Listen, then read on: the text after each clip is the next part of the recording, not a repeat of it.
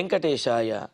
గురుర్బ్రహ్మ గురుర్విష్ణు గురుర్దేవో మహేశ్వర గురుః సాక్షాత్ పరం బ్రహ్మ తస్మై శ్రీ గురవే నమః.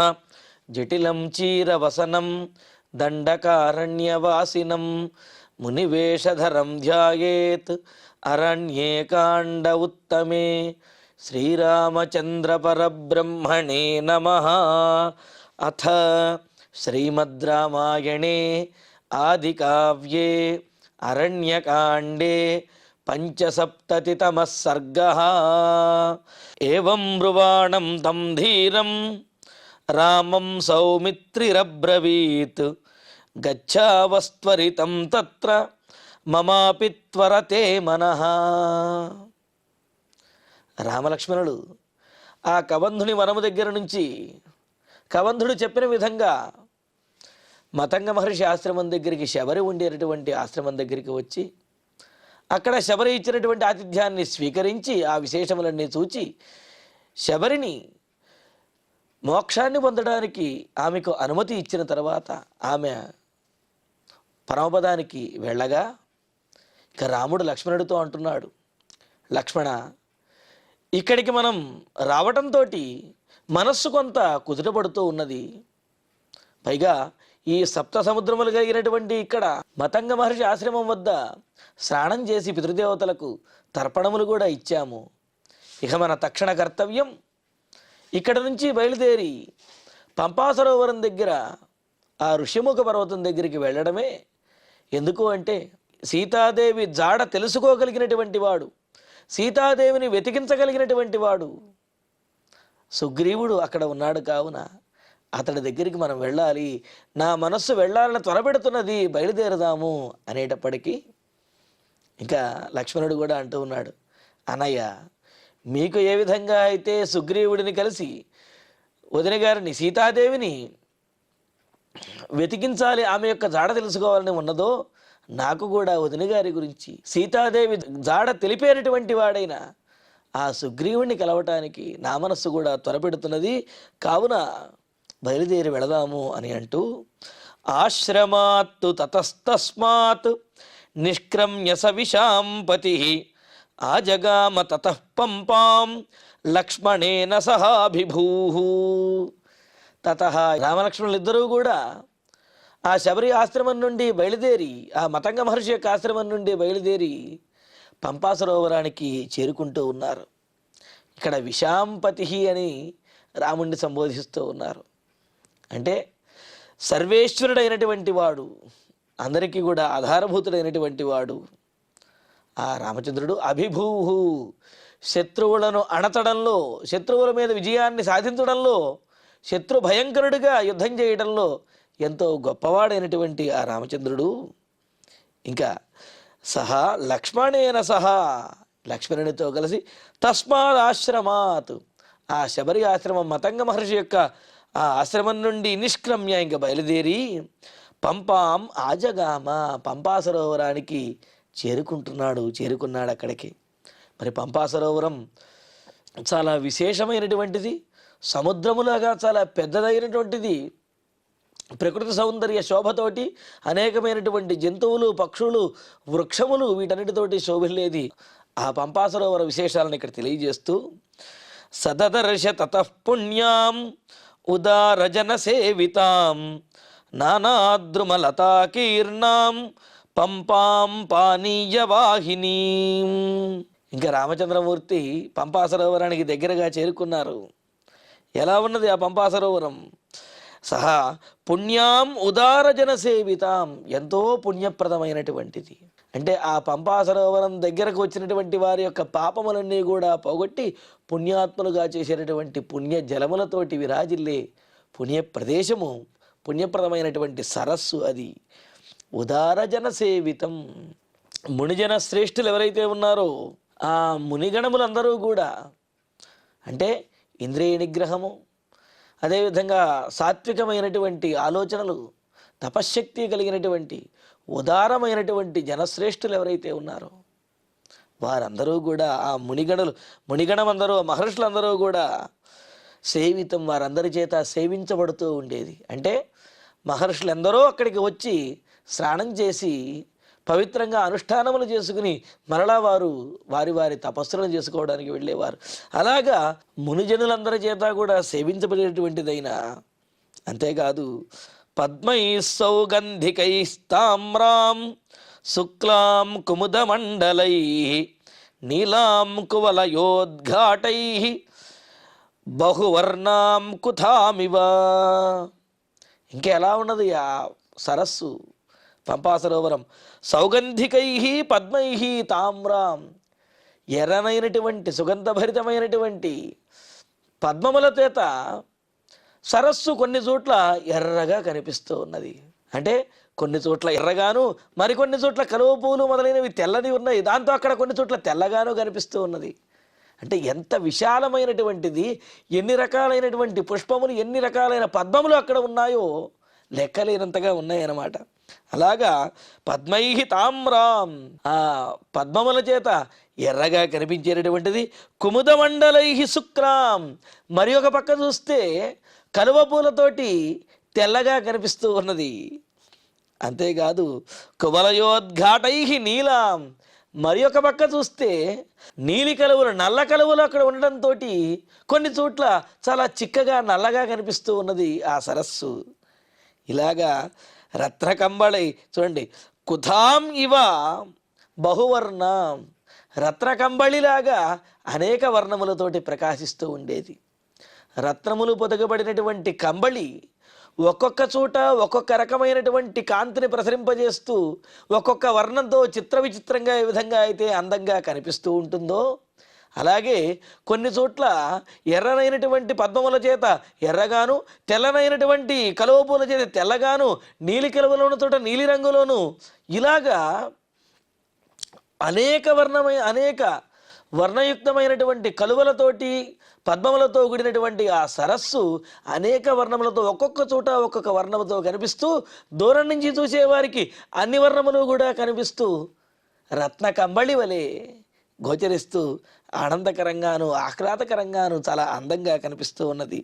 బహువర్ణం పంపాం దదర్శ, అనేక వర్ణములతో కూడినటువంటి పంపా నదిని రామలక్ష్మణులు చూచారు. సతామాసాద్య వైరామః దూరాదుదక వాహినీం మతంగ సరసం నామ హ్రదం సమవగాహత. ఇంకా పంపా సరోవరానికి సమీపిస్తూ ఉన్నారు. దూరం నుంచి చూస్తూ ఉంటే పంపా సరోవరం చాలా చిత్ర విచిత్రమైనటువంటి వర్ణములతో ఒక్కొక్క చోట ఒక్కొక్క వర్ణముతో కనిపిస్తూ ఇన్ని రకాలైనటువంటి జలములు ఉన్నాయా అన్నట్లుగా చాలా మనోహరంగా కనిపిస్తూ ఉంటే, ఆ పంపా సరోవరానికి కొద్ది దూరంలోనే మతంగ హ్రదము, మతంగ సరస్సు అనే ఒకనొక సరస్సు ఉన్నది. సహ రామ, ఇంకా రాముడు దూరాదు ఉదక వాహినీం తాం ఆసాద్య, దూరం నుండే ప్రవహిస్తున్నటువంటి నీరు కలిగిన పెద్దదైనటువంటి ఆ పంపా సరోవరాన్ని చూచి దర్శించి మతంగ సరసన్నామ హ్రదం సమవగాహత. మతంగ సరస్సు అనే ఒకానొక కొలను దగ్గరకు రామచంద్రమూర్తి వెళ్ళాడు. అంటే పంపా సరోవరానికి వెళ్ళే దారిలోనే అల్లంత దూరంలో ఈ మతంగ సరస్సు ఉన్నది. ఇది ఒక కొలనులాగా ఉన్నది. మరి మతంగ మహర్షి యొక్క తపశ్శక్తితోటి ఏర్పడినది ఇది. మతంగ మహర్షి సంచరించినటువంటి ప్రదేశము, శ్రావణ సంధ్యావందనాది అనుష్ఠానములు చేసినటువంటి ప్రదేశము. అలాగా ఉన్నటువంటి మతంగ సరస్సు కనిపించేటప్పటికీ ఆ మతంగ సరస్సులో రామచంద్రమూర్తి స్నానం చేసి తన అనుష్ఠానములను చక్కగా నిర్వర్తించుకున్నాడు. మతంగ సరసం నామ హ్రదం సమవగాహత, అక్కడ చక్కగా స్నానం చేసి అనుష్ఠానములు చేసుకున్నాడు. ఇంకా ఆ తర్వాత ఇంకొద్దిగా ముందుకు వెళితే దూరం నుంచినే చాలా అందంగా కనిపించేటటువంటి ఆ పంపా సరోవరం దగ్గరకు వెళ్ళిన కొద్దీ మరిన్ని అందములతోటి, మరింత ప్రకృతి సౌందర్య శోభతోటి, మరిన్ని ఆ పక్షులు, జంతువులు మొదలైనటువంటి వాటితోటి చాలా పవిత్రంగాను చాలా అందంగాను ఎంతో ఆహ్లాదకరంగా కనిపిస్తూ ఉన్నది. ఎలా ఉన్నదో చెబుతున్నారు. పంపా సరోవరం అరవిందోత్పలవతీం పద్మ సౌగంధికాయుతాం పుష్పితాం రవణోపేతాం బర్హిణోద్ఘుష్టనాదితాం.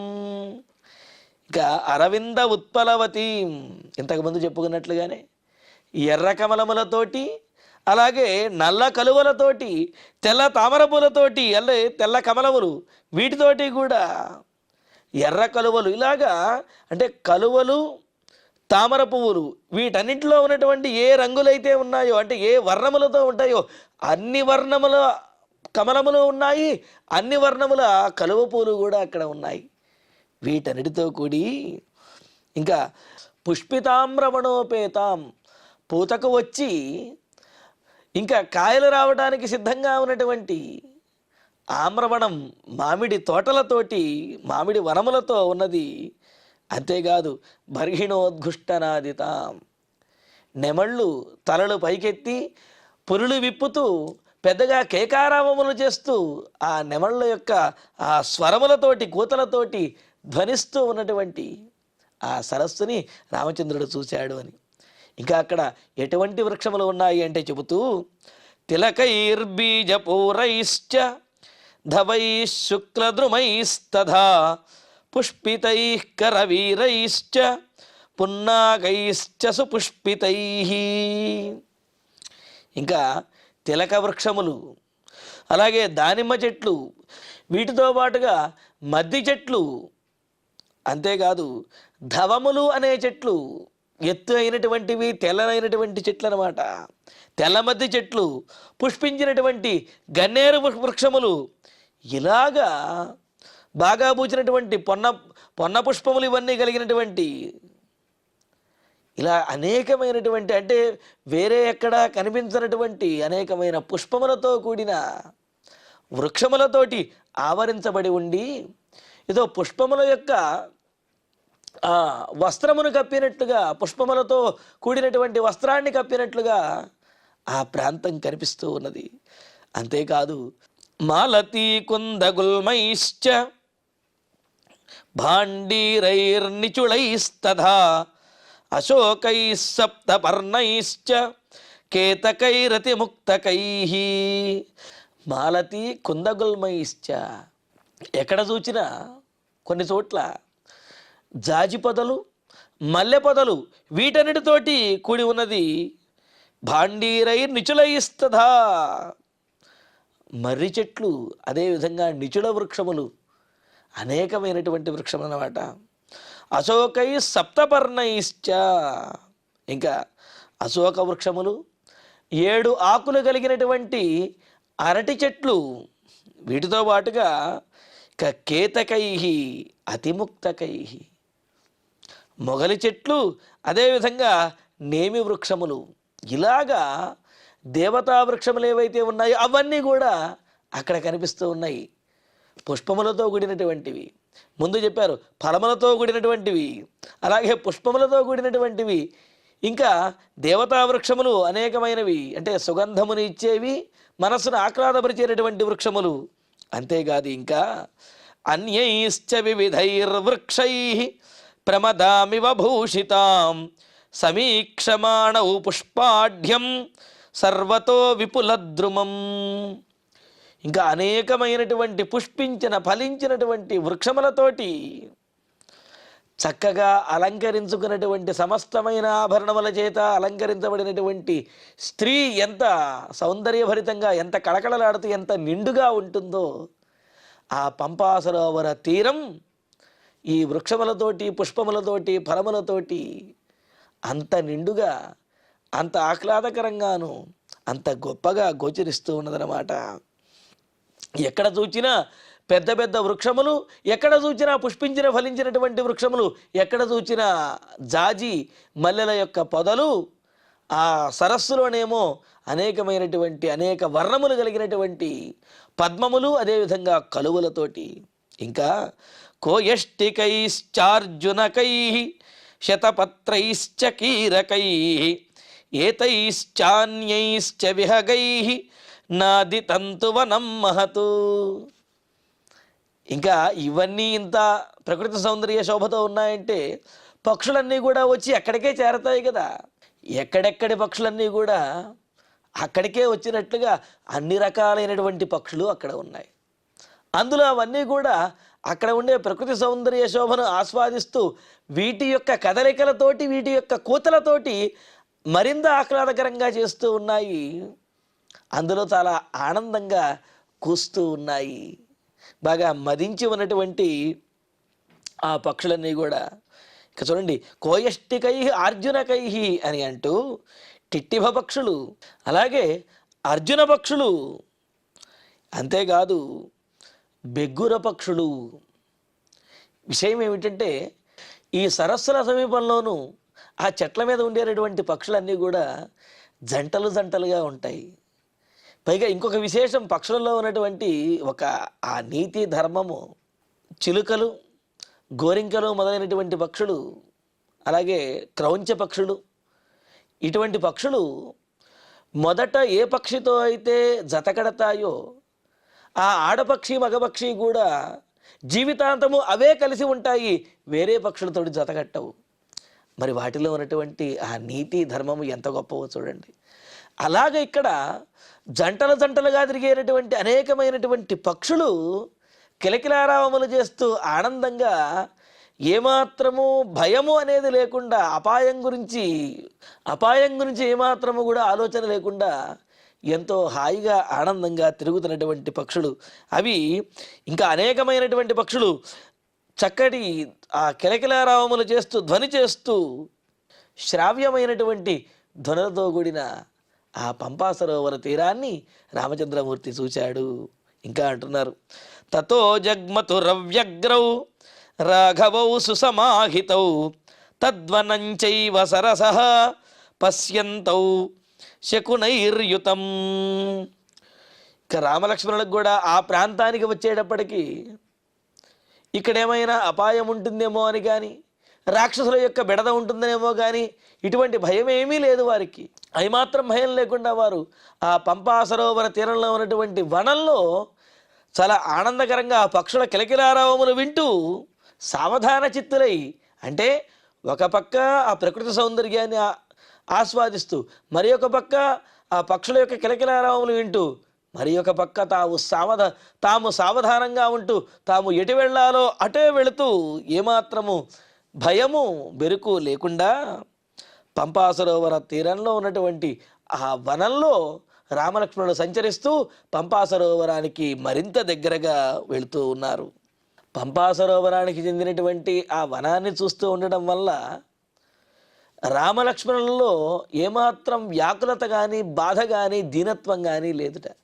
అంటే ఆ ప్రాంతంలో అడుగుపెట్టేటప్పటికీ వీరిలో తెలియనటువంటి ఒక ఉత్సాహము, అదేవిధంగా తెలియనటువంటి ఒక ప్రశాంతత ఏర్పడుతూ ఉన్నాయి. అందుకని ఏమాత్రము వ్యాకులత లేకుండా ఆ వనంలో సావధానంగా వారు మునుముందుకు సాగుతూ, సతదర్శ తతః పంపాం సీతవారినిధిం శుభాం ప్రహృష్టనానా శకునాం పాదపైరుపశోభితాం. ఇంకా తర్వాత రామచంద్రుడు ఆ వనాన్ని దాటుకుంటూ మునుముందుకు వచ్చేటప్పటికి పంపా సరోవర తీరం దగ్గరికి పూర్తిగా వచ్చేశాడు. ఇక దగ్గర నుంచి పంపా సరస్సుని చూస్తూ ఉన్నారు. తతః ఆ వనాన్ని దాటి పంపా సరోవర తీరం ఆ జలం దగ్గరికి వచ్చేటప్పటికి సహా ఆ రామచంద్రమూర్తి తిలకాశోక పున్నాక బకుళోద్దాల కాశిని అని అంటూ బొడ్డుగు చెట్లు, అశోక వృక్షములు, సురపన్న చెట్లు, పొగడ చెట్లు, ఉద్దాలక వృక్షములు, విరిగి చెట్లు అని అంటారు. ఈ వృక్షములతోటి అంతటా కూడా ప్రకాశిస్తూ ఉన్నట. ఒడ్డు అంతా కూడా ఈ వృక్షములతోటి గోడగట్టినట్లుగా ఉన్నదిట. అలాగా అనేక విశేషమైనటువంటి వృక్షములతో ఉన్న ఉపశోభితాం, అందంగా ఉన్నటువంటి ప్రహృష్ట నానాశకునాం, మదించినటువంటివి, ఆనందంగా కూస్తున్నటువంటి ఆ పక్షుల యొక్క కిలకిలారాములతో ఉన్న సీతవారినిధిం, చల్లనైనటువంటి జలములు కూడినటువంటి సముద్రంలా ఉన్న ఆ పంపా సరోవరాన్ని, పంపాం తదర్శ, పంపా సరోవరాన్ని లక్ష్మణుడితో కూడినటువంటి రామచంద్రమూర్తి, అంటే లక్ష్మణుడితో కూడి అక్కడికి వచ్చిన రాముడు పంపా సరోవరాన్ని అలా చూస్తూ ఉన్నాడు.